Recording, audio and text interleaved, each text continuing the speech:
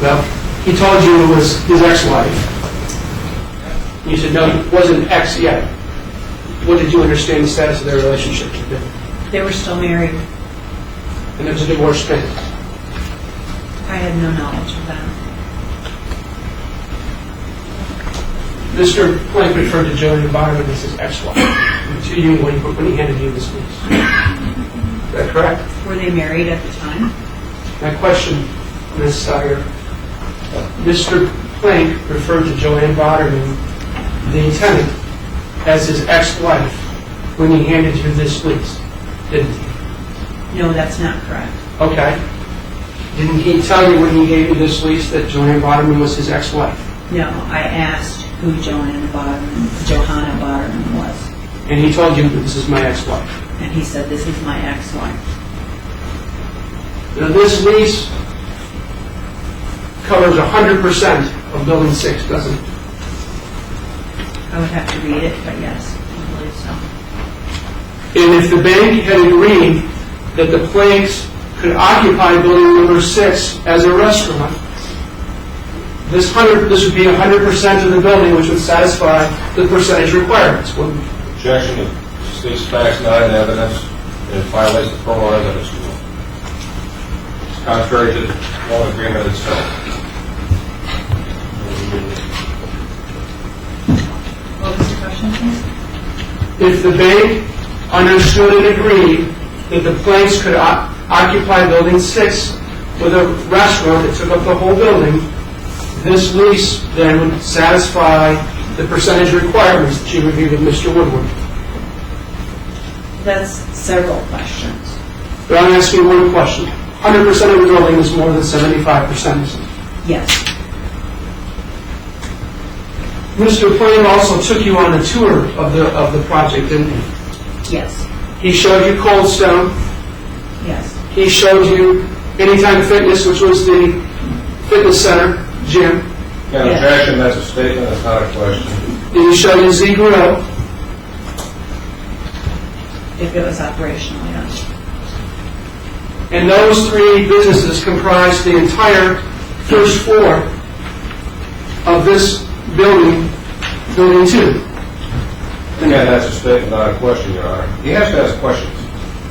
I think my question was, they comprise the entire first floor of Building 2, didn't they?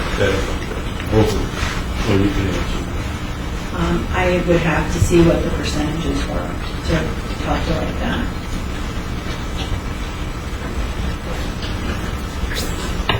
I mean, we can certainly go through the leases.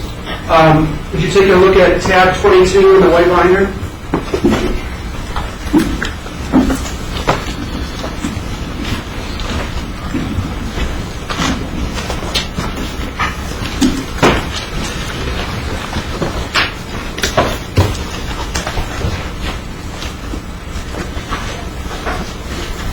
That's the Cold Stone lease, isn't it? Yes. And when was that signed?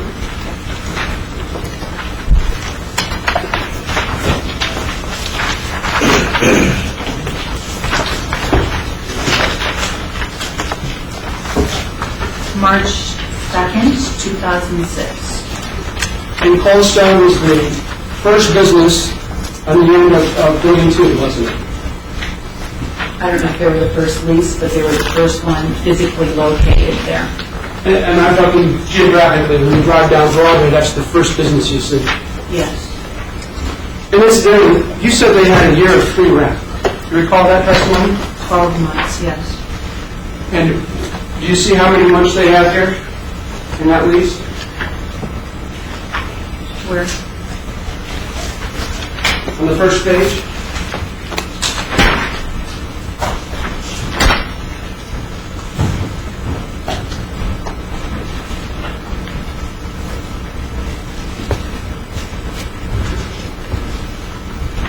So 120 days, was it? Where is that?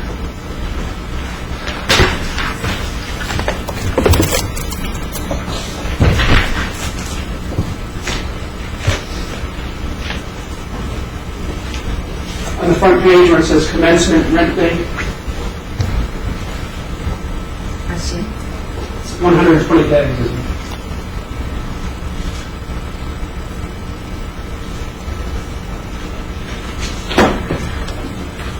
That doesn't necessarily relate to 120 days in a lease.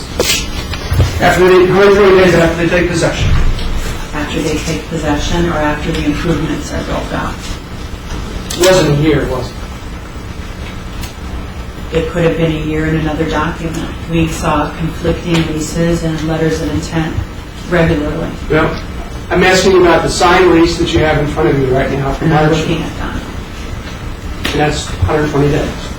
It says 120 days after the latter of the possession or the tenant's receipt of all permits, approvals, and licenses to construct tenant's leasehold improvements. Let's move on. Tab 19 is Anytime Fitness, isn't it?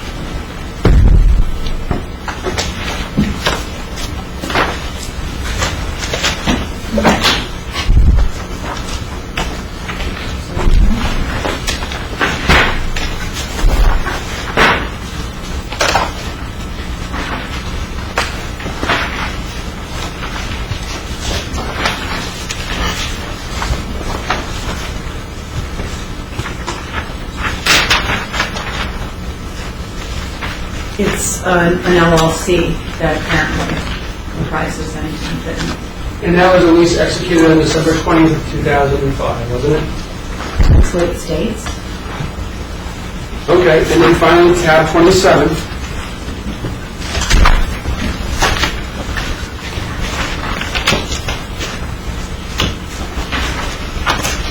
That's the lease for Z Grill.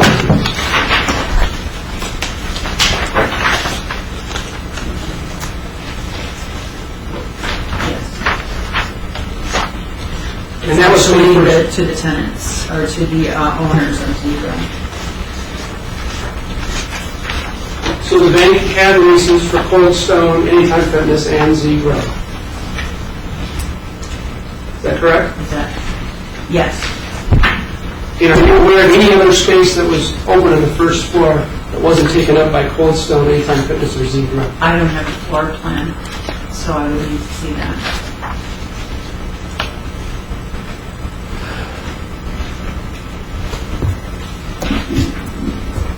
Would you dispute that those three businesses took up the entire floor plan? I can't answer that without seeing the floor plan. Let me ask you a question. Hypothetically, if those three businesses composed the entire first floor of Building 2, Building 2 was more than 50% leased, wasn't it? I'm assuming that's how they got permission to start building the second building. So you have one building that was 100% leased and one building that's more than 50% leased. Correct? And what was the building that was 100% leased? The restaurant we just talked about. I think that we did establish that wasn't an arm's length. That wasn't my question. Could you answer my question, please? Can you repeat the question? Sure. You had one building that was 100% leased and the other building that was more than 50% leased. It's a yes or no question.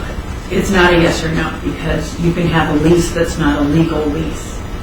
So if I have a lease that's not a lease that is legal according to the loan documents, then no, it's not legal. So are you rendering legal opinions now that the leases aren't legal? No, I'm not qualified to render legal opinions. If the restaurant was something the bank had accepted back on October 18th, and Building 6 is 100% leased, and Building 2 is more than 50% leased, correct? Assuming that the floor plan is correct. Now, Mr. Plank also gave you a tour of the upstairs, didn't he? Yes. He showed you the condos that he was working on. We saw one condo, yes. And he was actually doing a nice job building it out, wasn't he? You said they were very high-end finishes. They were very nice.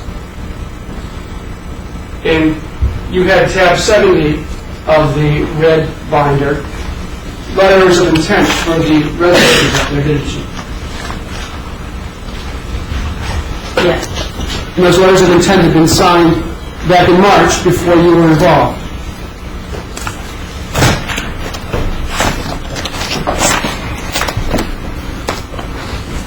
Those letters of intent were from before you were involved with this city center project.